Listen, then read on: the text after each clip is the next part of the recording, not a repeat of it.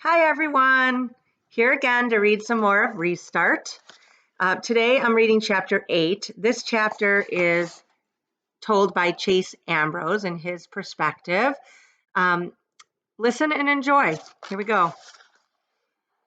Chase Ambrose. The Hiawassee Middle School Hurricanes play a preseason scrimmage against East Norwich on Saturday. I make it a point to be there, not as a player, but as a member of the video club. Miss DeLeo put me in charge of athletics for the video yearbook, so the game is as good a place as any to start. As I climb the bleachers, the flip cam is an awkward weight in my hand. I don't feel like a video club kid, not that I can recall being any kind of kid. This is supposed to be the site of my greatest glories, yet I've lost all of that.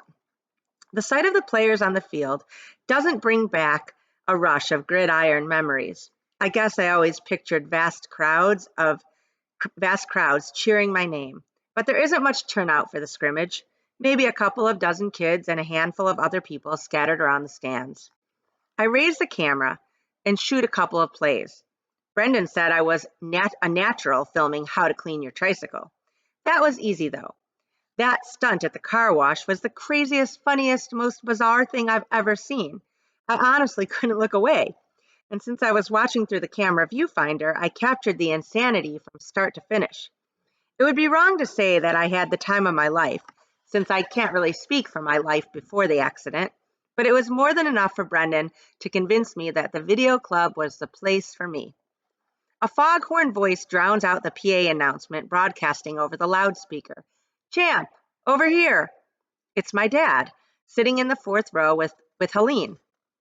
I never miss a game, he exclaims, assuring me that he was here on the 50-yard line, week in and week out, all through the 28-year gap between his state championship and my own. Helene's turning into a real fan, too. My half-sister has set up an impressive array of dollhouse furniture on the metal bleachers and is playing with a couple of Barbies. As far as I've seen, she hasn't looked in the direction of the field even once. For such a big Hurricanes fan, Dad sure doesn't seem to have any fun watching them play. The longer we sit, the darker his mood gets, blackening and lowering until it hangs over him like a line of thunderheads. Did you see that? He complains. The left guard is supposed to cut block on that play. Otherwise, there's no hole for the running back. Or, our quarterback doesn't see the field. He had a man wide open in the end zone. Or, what kind of tackling is that? Did you used to tackle like that? I never tackled like that.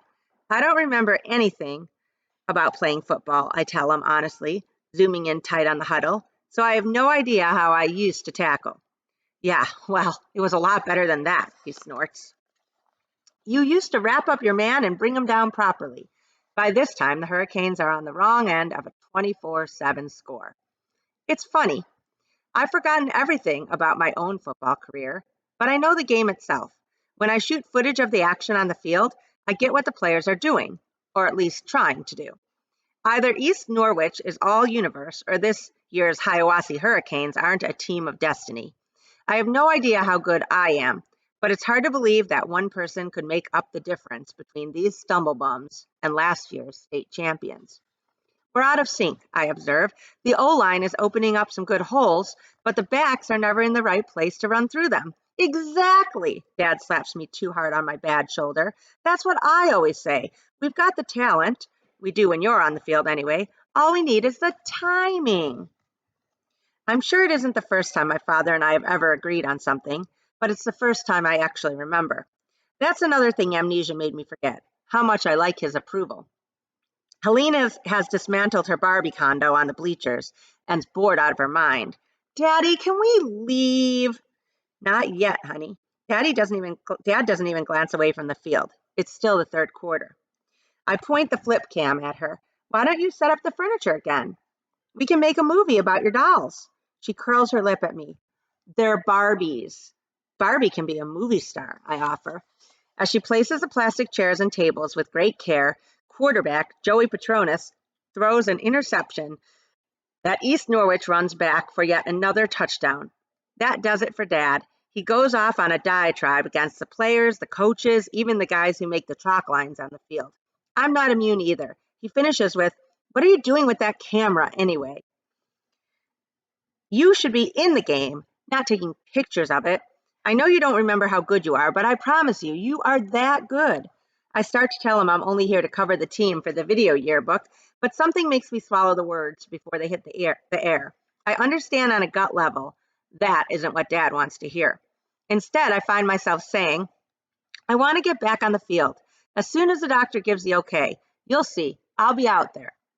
Instead, or Dad nods, pleased. That's who we are, champ. We're Ambrose men. We're the doers. Other people take pictures of us. Helene acts out entire storylines with her Barbies. I capture it on video, all the while keeping up a running game commentary with Dad, who doesn't seem to be a Barbie guy. Surprise, surprise. When I play my footage back to Helene on the tiny screen, she squeals with delight. And there, sitting on the bleachers in front of a bad football game, it happens. I remember. I mean, there's nothing wrong with my ability to remember. I remember everything that's happened to me since I woke up in the hospital. But before the accident, except for that weird image of the girl in blue, nothing until now. It's a flashback of Helene. She's probably what triggered it because in my memory, she's squealing just like she is now. Wait, no, it isn't a happy sound. Her cheeks are red, her face is twisted, and she's about to bawl. In the memory, I'm holding a stuffed teddy, her favorite. I remember that too. Actually, I've got the bear in my left hand and its head in my right. I ripped the head off a 4-year-old's teddy bear? Definitely not the memory I'd been hoping for, but still. I remembered something, I exclaim out loud. Yeah? What? Dad actually turns his attention from the game. Something from before the accident. See? He's triumphant. I told you there's nothing wrong with you. You'll be back in commission in no time, and man, do we ever need you out there. On the field, our halfback takes a handoff and is buried under a pile of East Norwich jerseys. Dad's looking away, so he misses it.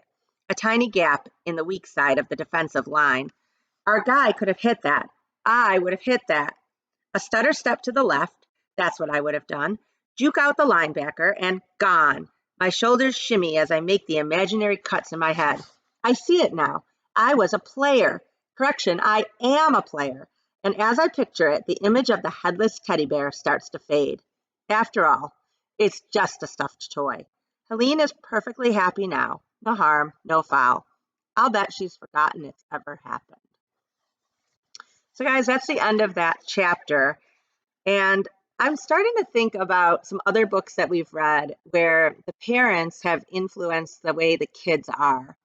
For example, our characters in The Tiger Rising, the way that Sistine's mom treated her kind of influenced the way Sistine acted.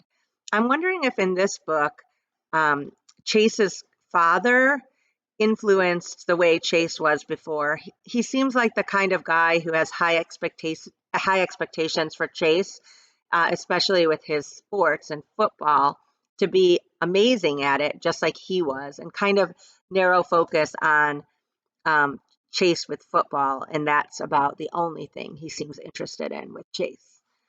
Something to think about anyway, right? All right, till next time. Bye, everyone.